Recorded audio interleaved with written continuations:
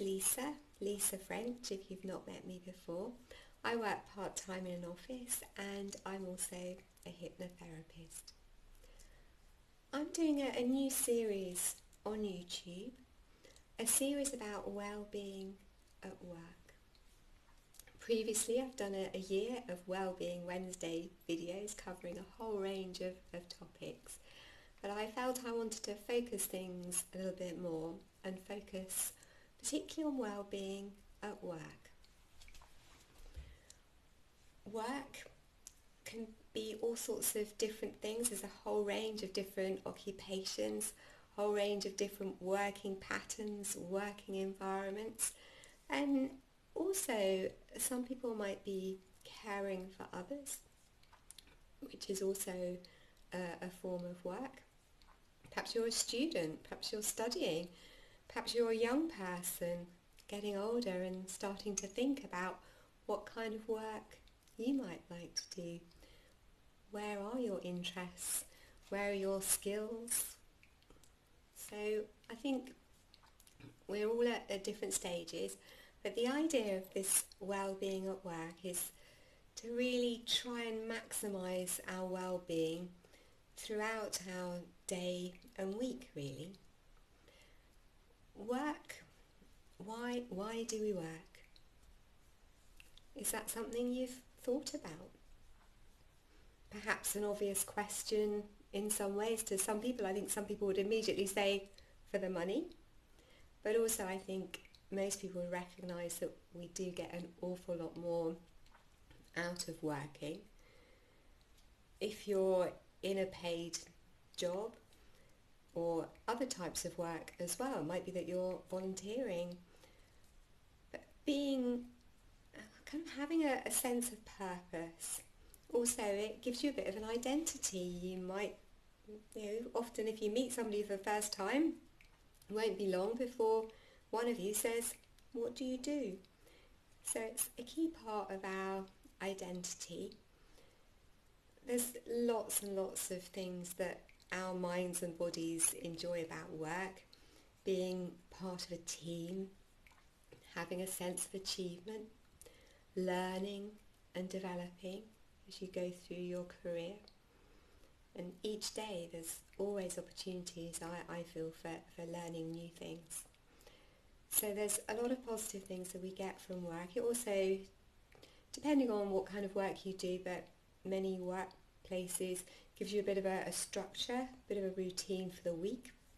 When I'm saying that, I'm thinking of the Monday to Friday 9 to 5 type work, because I'm aware that increasingly more and more people are doing shift work, so you don't then get the same sense of routine. But so everybody's situation is quite different, as I say, but I'm really hoping that during this series I'm going to be able to create videos that are relevant for everybody, whether or not it might be somebody who's not in work at the moment but wants to be in work and so is looking at getting back into work or finding a new job. So hopefully there'll be something in here for everybody. Why is well-being at work important? Well, I feel that well-being, feeling good, functioning well, is one of the key things. Feeling good. We all want to feel better and we all want to feel good. So I think that kind of relates to everybody, really. And again, depending on the type of work you do and your pattern, many of us do spend quite a lot of our lives working. Although saying that, in an average week, many people are working perhaps 35 hours, and we get 168 hours in a week. So actually, although it can feel like a real focal point, many of us actually do have quite a lot of hours to ourselves. But nevertheless, I think it's very important to consider your well-being at work. If you watch my videos before, you know that I'm very keen on well-being and exploring every opportunity really for well-being. So I'll be covering different topics week by week regarding well-being at work. If you're wanting to keep up to date with all my latest videos and you haven't subscribed already, do click the subscribe button below. I'd love to have you as part of my YouTube community.